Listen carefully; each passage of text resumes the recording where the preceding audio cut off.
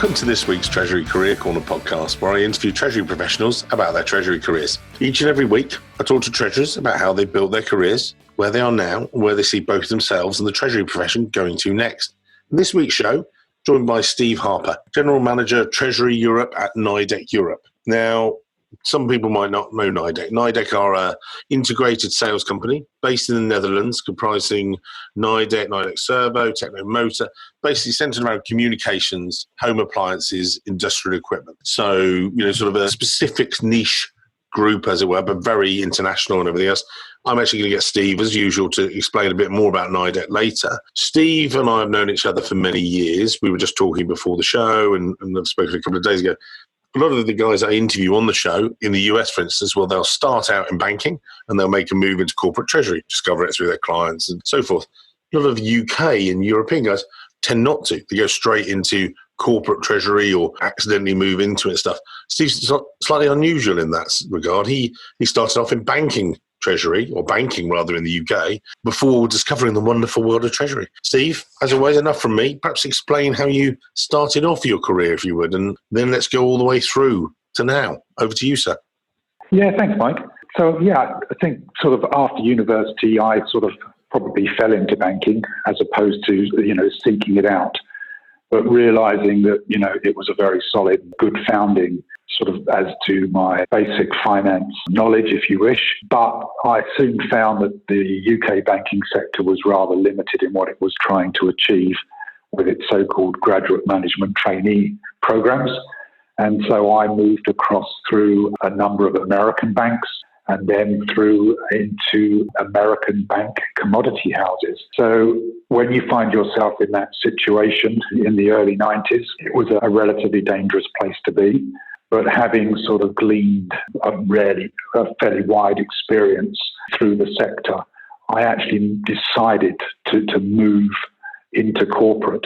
And I made a very strong commitment to myself to move abroad. That being said, I jumped in a car, and back then I took the ferry and I went to Europe, and I sought out what I hoped would be a viable opportunity. That was, back in the day, that was Merck Sharp and Dome, MSD. And they were based in Belgium and then subsequently in the Netherlands. And I worked for them for a number of years. And why, in their European... just jump in there, just because, again, that's quite unusual. A lot of UK Treasury folks will pursue their Treasury career, as they can do, all the way through and stay within UK groups and things. And again, this was back in the 90s, so there was early days of Treasury International, per se. What was that drive for you? Was it just something a bit of a wanderlust, or what was the situation there? No, it wasn't that exactly. We could talk about this all day, but UK treasuries back in the day were very much cash, FX, and debt. Yeah. So they were, I wouldn't say they were ivory tower, but they were somewhat staid, and they were somewhat sort of financially regulated, more a subset of a generic finance function. And what you had on the European continent was the first sprouts, if you like, of treasury that actually required a treasurer to spread his wings somewhat wider, to get involved into things that were outside of the three basic pillars of generic corporate treasury. And by that, I mean project financing, I mean working capital enhancement, I mean a lot of greenfield development, as a number of the European operations were seeking lower cost blue-collar input into their manufacturing. So I probably was one of the early adopters, if you like. And you might ask me why I would then leave someone like MSD, and I can answer that very simply. I left MSD because my learning curve was becoming somewhat one-sided. Merck Sharp and Dome, being in pharmaceuticals, are an incredibly profitable company. And so much of my treasury skills that were being developed were on the positive cash side. And I thought that in order to make myself a more rounded individual, I needed to go and work for somebody who desperately needed money as opposed to somebody who had a lot of money. So that sort of took me down to the Flextronics of this world, probably one of the biggest companies that nobody's ever heard of. Yes. That is an outsourced manufacturer and works on 1.5% margin, making electronic equipment for everybody else around the globe. And that involves, serious, complex funding strategies. It involves working capital management. It involves new efficiencies. And those efficiencies sort of take you across the border from pure finance into what I would call financial operations. And indeed, one of the first things I noticed at that point in time was that I no longer had an office. So I stopped working in an office and I actually moved myself and sat on the factory floor, because my boss, the CFO at the time, would always be very fond of telling me that if I couldn't see where the excess and obsolete was inside the factory, then I couldn't actually see where my cash was. And as the treasurer, that was my problem. So having done Flextronics, and Flextronics being a truly global company, so I was a part of moving operations from Ireland to the Czech Republic, from Austria to Hungary, from Sweden to Poland, ultimately from Hungary to the Ukraine. This also transpired that we were moving from Japan to China. We were taking a lot of European operations down into Malaysia. And indeed, we were moving operations from the likes of California across into Mexico.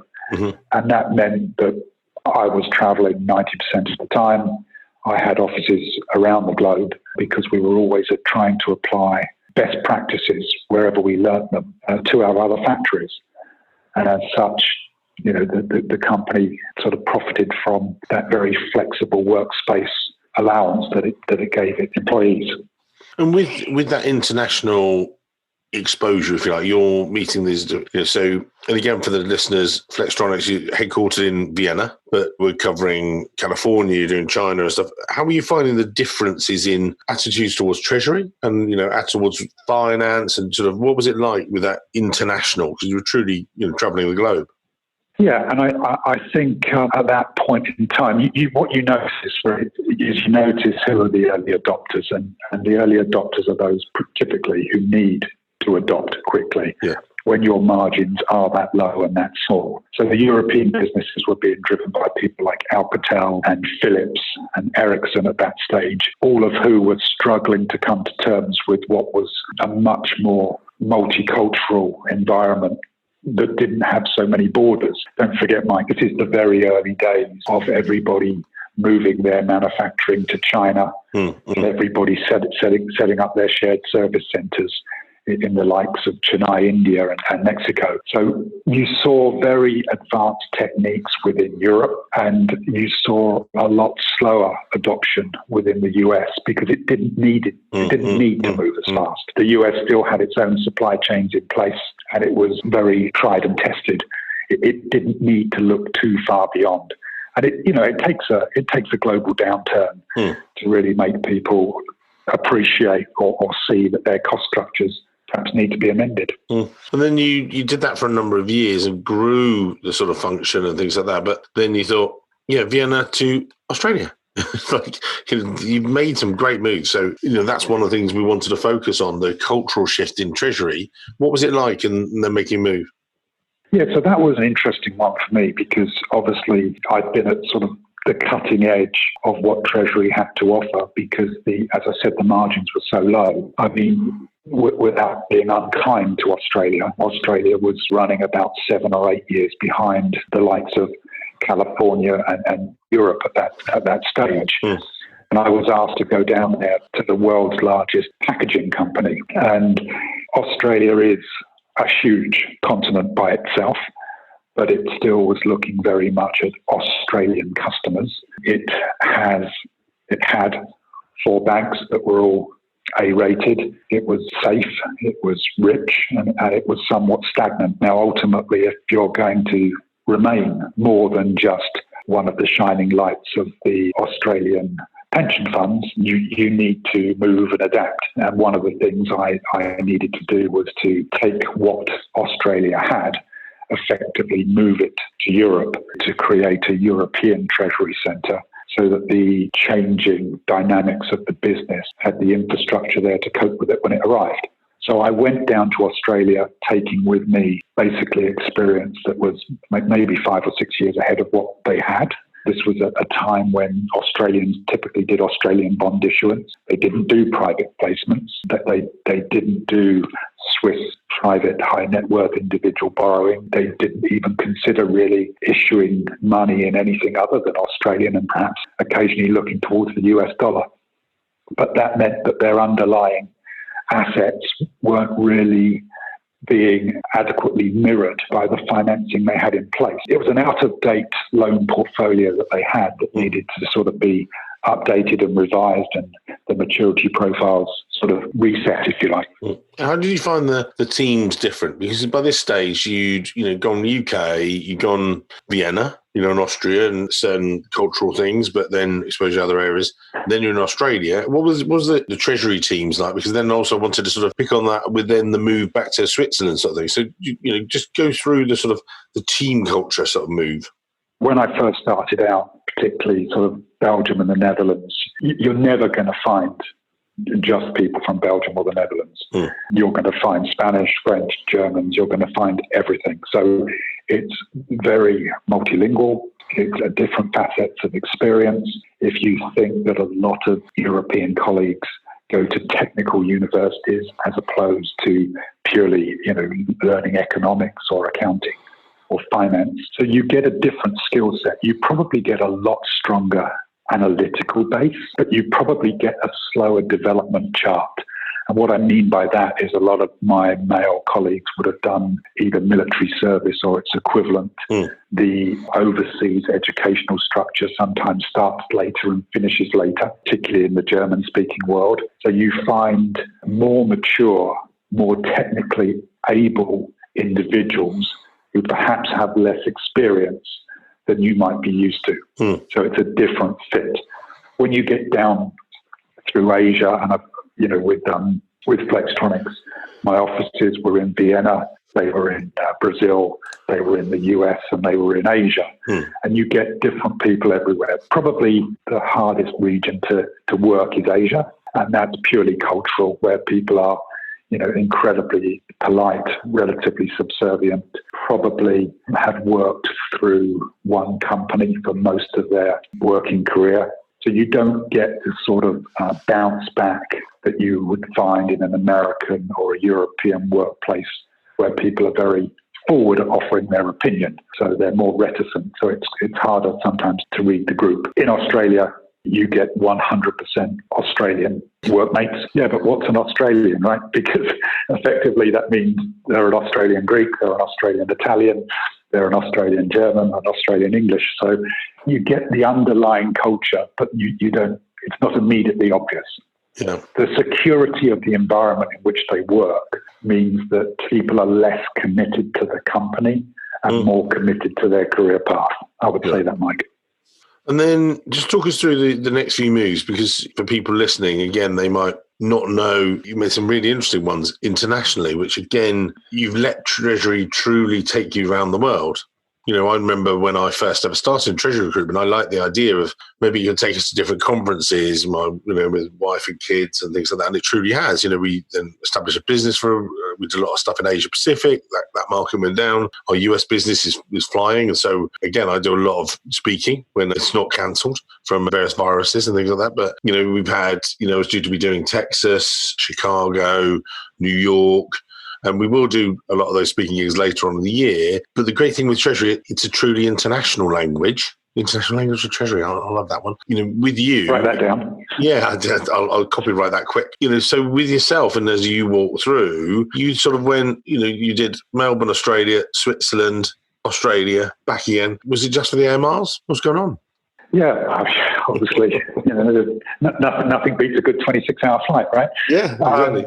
To be fair, what I did when I was initially in Australia, as I sort of alluded to, we had to build European and international treasury centres, and as such, I built myself into a role in Switzerland that probably needed me more than Australia, and hence stayed in Switzerland for a while. I ultimately got headhunted by the major competitor of my original employer back in Australia, and I went back.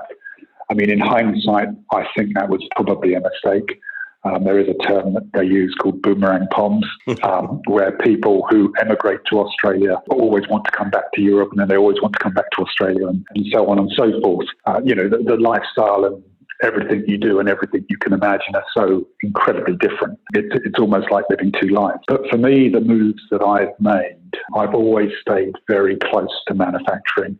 I've always stayed very close to heavy manufacturing, and I've always stayed close to companies that are either evolving or migrating or in some respects have been in some degree of distress. And that's what keeps you challenged, because the great thing about Treasury and the reason that it is so marketable is that it's a skill set that is forever expanding.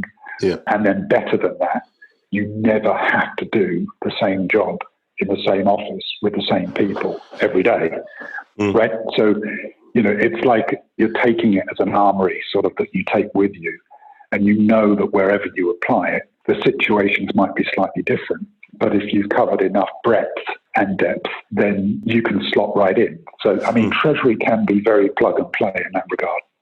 And then just talk us through then the moves, or bring us up to date really, because then you went into consulting and they had some great experiences there. Again, for the listeners, what would you say to them? Because we have a variety of different listenerships. We have, I found a lot of people in the UK and Europe tend to be more treasury managers and senior treasury analysts learning the way up the curve and wanting advice from you about that, what to do, versus in the US and further afield, they're a little bit more older and they want to hear some of your war stories. And I think you've alluded to that a little bit there.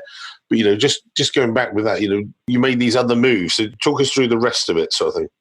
Yeah, I mean, I think, some people go back and do an MBA. Some people like to, move on to universities and teach. There comes a point when your corporate experience really becomes about looking at your next title or your next pay rise, and it doesn't really become about your own development. The reason I went into consultancy was that the consultancy I was doing was primarily driven by PE. And the great thing about private equity is that you're basically either doing an acquisition or you're doing a divestiture, or you're doing a health check on a company that's already within their portfolio. So it's very short, it's very punchy. In many respects, the things that you would do in a corporate treasury over an 18-month period, you're doing within a PE-backed owned company within a matter of 6, 8, or 10 weeks. So it really sort of reinvigorates and refocuses as to what is truly important if you're going to strip down to and run with or divest from, huge corporations, those parts of the business that are non-core, but in effect are still very big and very interesting in their own right. So the consultancy is like a breath of fresh air, really. It sort of it wakes you up, it refocuses you, it sort of gets you really excited and reminds you why you were really excited to begin with. Then from the consultancy aspect, you're then ready for your next move. You've sort of, I don't know that consultancy forever would have been for me. It is very demanding. It is very demanding on travel and very demanding on time.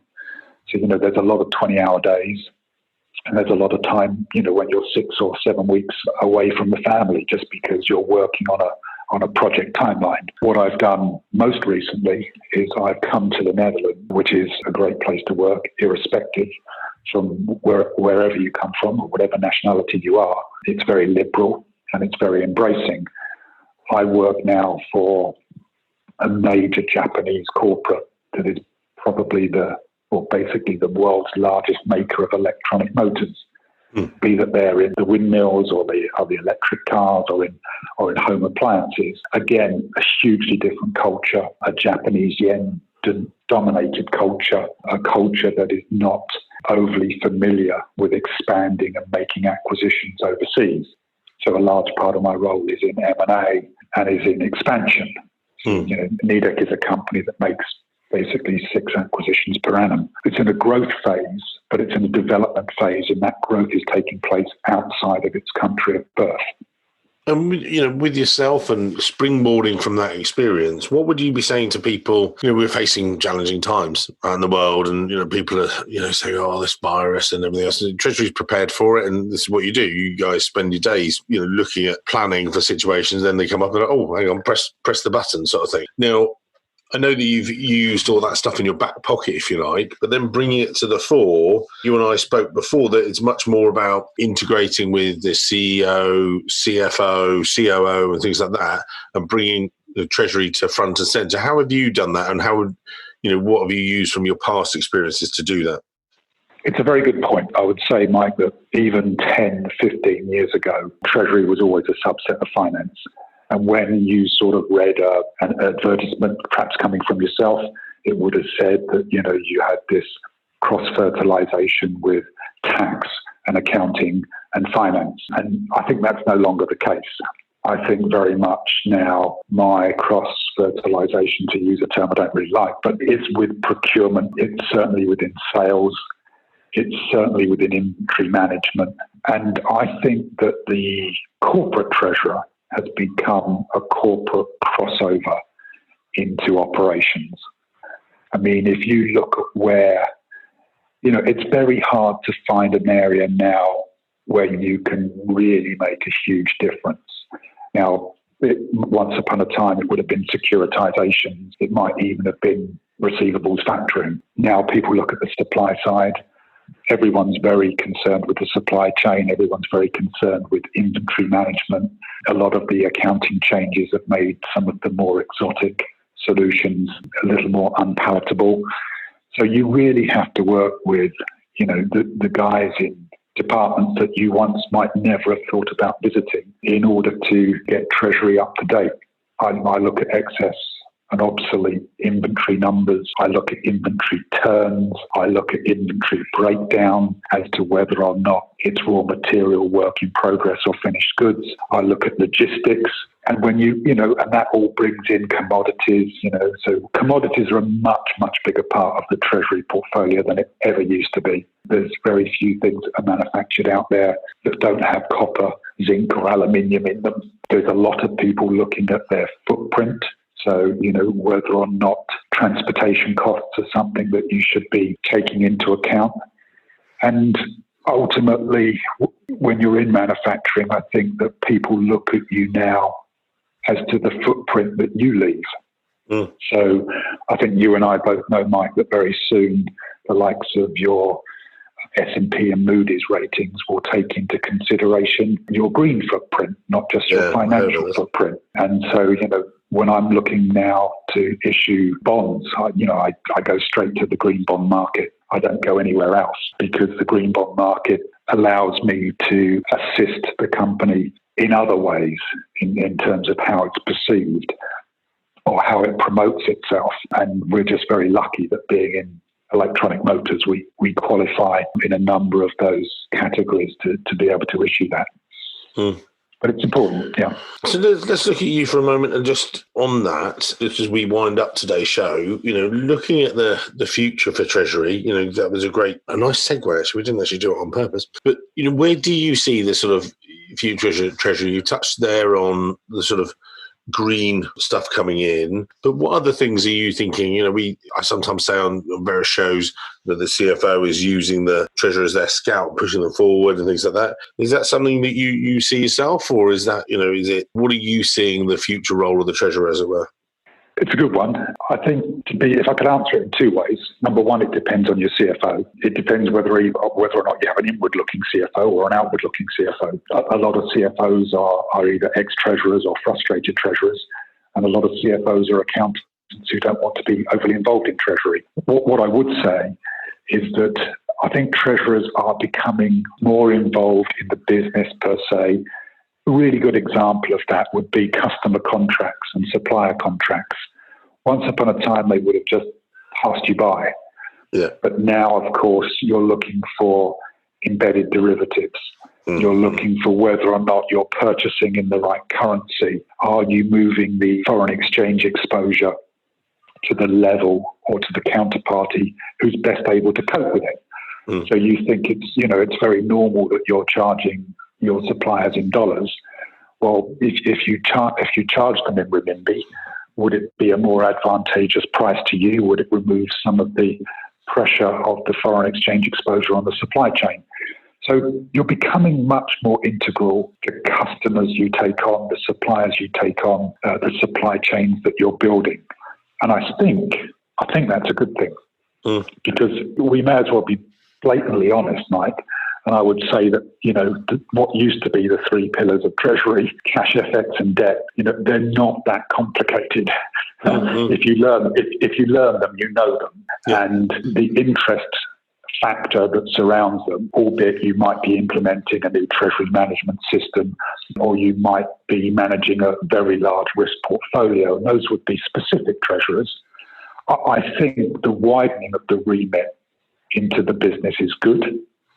And I do think that you'll find yourself, as you move forward, a much more of a link pin, almost a link pin between a CFO and a COO.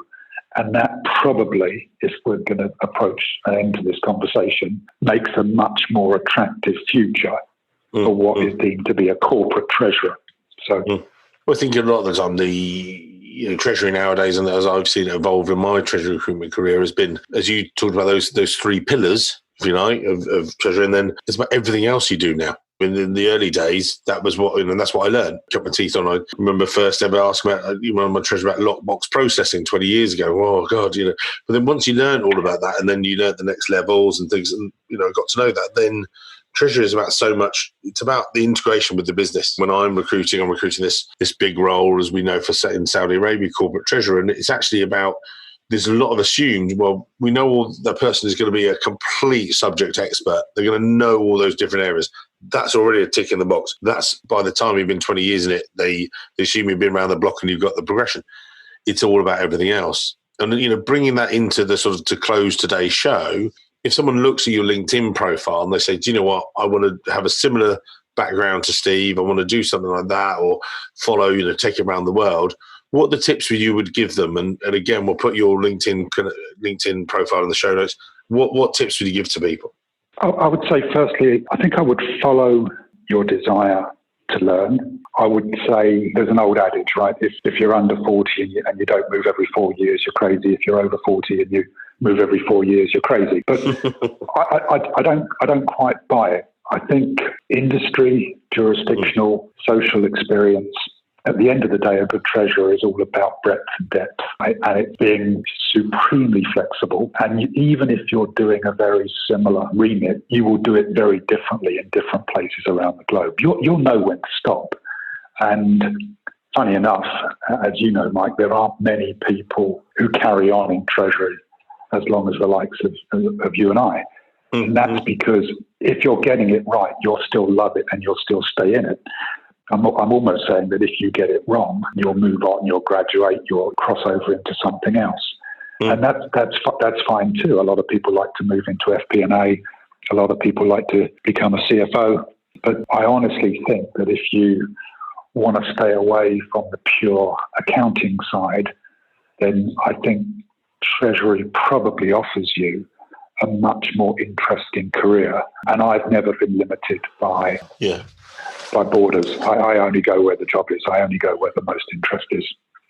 I think that's exactly right. And I totally agree with you. And actually, it's funny, I think you can use Treasury as that springboard, if you like, can't you? And it certainly springboarded your career into all different countries and different roles and different things like that. And I think anyone who's in it now and thinks, actually, I could go to explore those other areas. You might come back to Treasury one day, but it's certainly, if you're in more limited fields, you just become a specialist. Whereas specialist treasury 20 years ago, I'd expect people to finish as treasurers. Now I don't anymore. I see so many people that sort of on LinkedIn profiles, they sort of update themselves, they move to this, or they move to general management, or they're off to this, new exciting adventure. And I think that's so much better for the profession as well. So I wouldn't be at all surprised if 50% of treasurers following the route that I would follow today find themselves in more generic corporate management, but very possibly it won't be in financial management. It will be running the business. And 20 years ago, that would never happen. I never saw that at all. And, when I first started in treasury recruitment. So now you're entirely correct. So Steve, thank you, sir. Great words from there, Steve there. We'll put his details in there. You'll have some show notes. Great talk through his international career. Thanks for your time today, sir. You're more than welcome, Mike. Anytime. Take it easy. Thanks, sir.